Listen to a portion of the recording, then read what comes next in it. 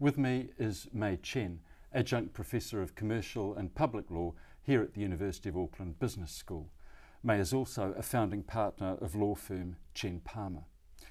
And today we'll be talking about Mai's new book, Public Law Toolbox. Mai, Chen Palmer was founded in 1994 and it was Australasia's first specialist public law firm. Why did it take so long? Oh, and why is it still taking so long, Vaughn? Because I don't think there are many more public law specialist firms now in New Zealand or in Australia. For some reason, because we come from a Westminster tradition and it's not a Washington tradition, we find it difficult to think about law as policy enacted and the fact that there is this interface between law, policy and politics. So in Washington, of course, there are hundreds, thousands of firms like ours, but in New Zealand, a firm that specialises in policy reform and law reform, as opposed to just litigation going to court, i.e. once the policy's been made and enacted into law and applied to an individual or a business and they're not happy and then they instruct the lawyers to sue in courts, is unusual. And it's still unusual. It's so unusual that I had to write this book. Now, the book, it's a big, impressive 1,000-page plus book, but it's a very practical book. Is it the case that there's been too much separation between public and private law, between theory and practice? Einstein said, in theory and practice are the same. In practice, they are not. And so I was a senior lecturer in law at the age of 27, teaching public law. I've been doing public law really since the age of 18 when I went to university and started specialising in public and constitutional law in my honours degree. And what I discovered was that what I used to teach as a senior lecturer in public law was radically different from what I practiced at Chen Palmer. And so I found a gap, and the gap was really between the theory and the practice. And the difficulty, of course, is that nobody was writing about the practice, and you can't read about the practice. And after 25 years at the bar, practicing law, thinking about the law, writing, teaching about the law, doing media on public law, I found I had some things to say and I wanted to write it down because I hadn't been able to read about it. I can remember in the early days, and of course I bought Jeffrey out 10 years ago from Chen Palmer, but in the early days when I was still learning to be a public law practitioner, I would say to Jeffrey, well, where could I read about this? Jeffrey Palmer, my former law partner. And he'd say, oh, well, don't you know that? And I'd say, no, I don't know that. I haven't been Prime Minister and it's not written down. So how do I know that? And it's still not written down apart from this. It's still not written down. Well, there are bits written down. So, for example, the former Speaker of the House, the former Clerk of the House, who's now the Ombudsman, has written a book on parliamentary practice. But there are so few books written about how it actually all works at the coalface. And let me tell you, it's critical. If you don't understand how this stuff works, government is 30% of the economy. No business that's a serious business can really make its boat go faster without understanding how to work with government, not just on regulation, but also on stuff that enables them and that helps them to do business. Now, this book is helpful for private citizens, NGOs and others. They can all benefit from the toolbox, but let's look more specifically, now that you've mentioned it, about how this book can help business. It's about far more than lobbying, isn't it? Oh, there is a business case for business understanding how to work with government. I've just come from a conference where I was speaking to 250 people in an industry, and the one thing they wanted me to talk about is how they can work better with government. Government makes policy which affects the way they can run their business. Government makes laws which affects the way they can run their business. And they really wanted to talk about how they could better engage with government to ensure that the policy and laws that are passed don't make it impossible for them to operate, don't make the margins so small that it's not worth it, and actually allow them to grow and to develop and get and maximise all of those opportunities that they see in their industry. And let me tell you, this industry is incredibly important to New Zealand. It's all in the public arena. It's the seafood industry. I mean, we're talking about $1.5, almost $2 billion worth of export, 26,000 jobs. That's a big industry. Now, you talk in the book about helping to level the playing field in dealing with business. What are some of the obstacles that businesses encounter?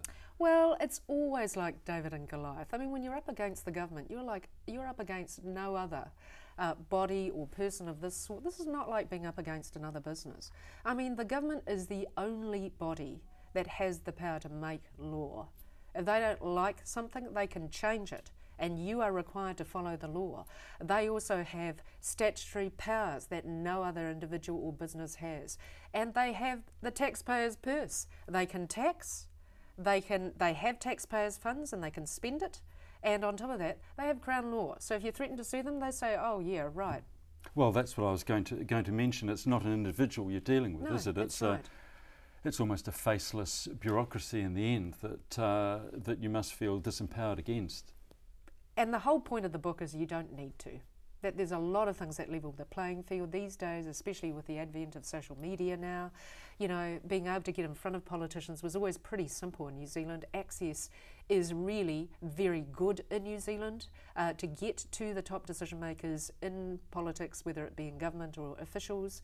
But you know, these days the level playing field has been affected by things like the Official Information Act. There's so much more information out there about what government is doing, why they're making decisions, how they're making decisions, what's coming up, and so many more ways whereby you can bring them to account, get transparency, or challenge their decision making.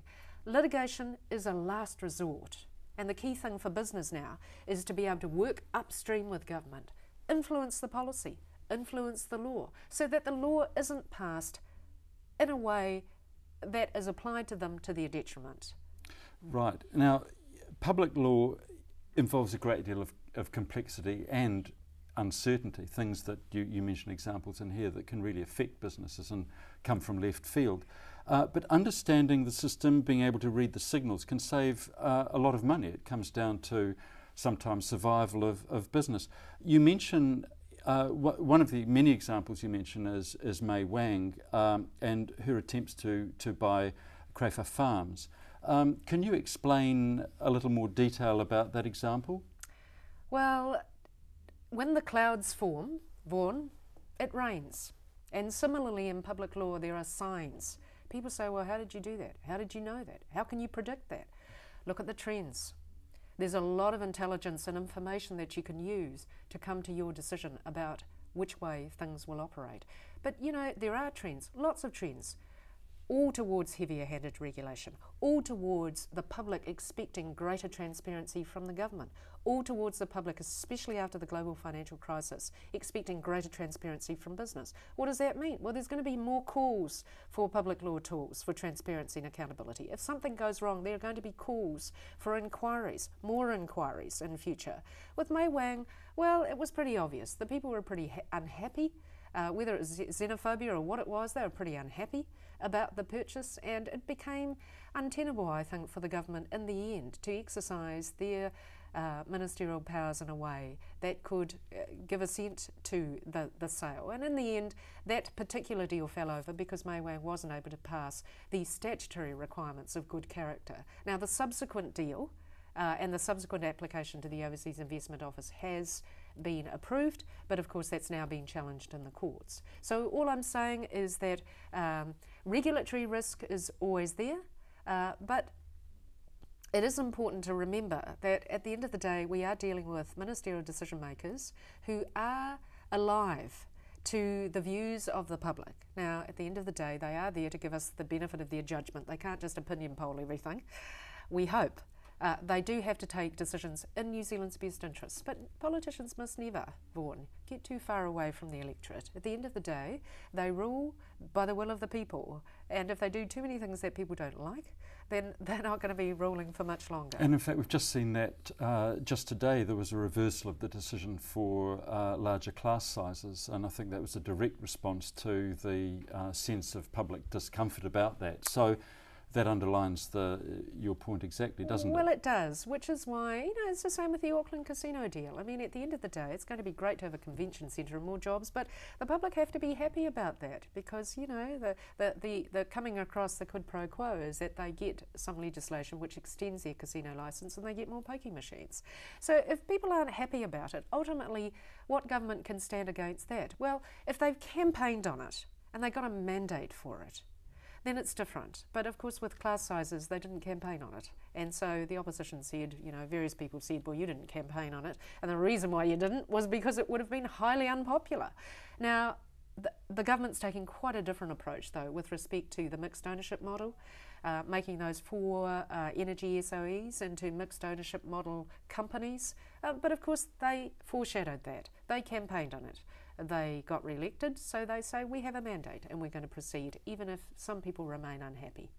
So part of the lesson from Public Law Toolbox, as I understand it, is know who to approach, know the processes, know when to go into bat and when not to, and learn to read the signs. Well, most importantly, if I'm doing business with you, Vaughn, I'm going to find out all about you. I'm going to find out what your career history is, what you like, what you don't like, what your strengths and weaknesses are, so that when I'm up against you, I know how we can get the best deal possible between us. Similarly, if business has to deal with government, you have to understand the government.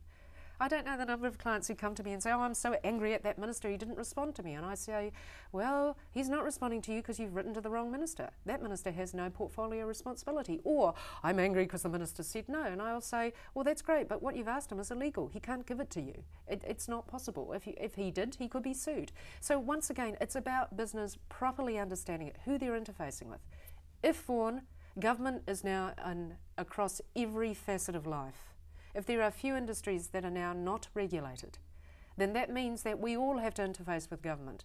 And if we have to interface with government, then let's be sure that we know what we're dealing with, because then we will get a better outcome. Now, we seem to be buried under legislation. There's more legislation all the time. The world we live in is getting more and more complex. More laws are influenced by what's happening overseas, by international jurisdictions and so on. Are we nearing a point where understanding the law is becoming too burdensome for many people?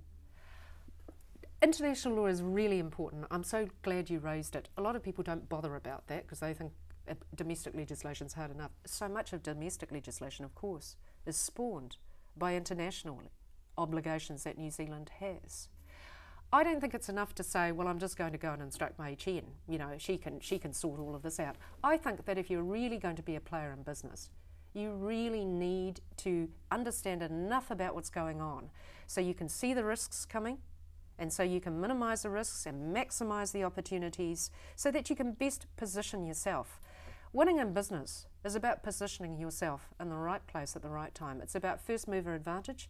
It's about knowing when the risks are coming so you can be proactive to stop it from really damaging your business.